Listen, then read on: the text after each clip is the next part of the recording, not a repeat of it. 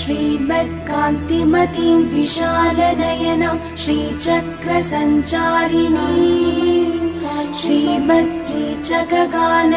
गणपतिं श्रीशालिवाडीश्वरम्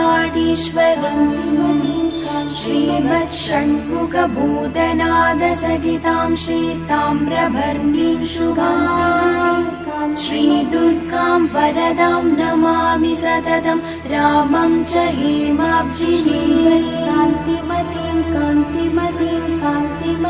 श्रीमत्कान्तिमतीं विशालनयनं श्रीचक्रसञ्चारिणीं श्रीमत्कीचकगाननं गणपतिं श्रीशालिवाडीश्वरम्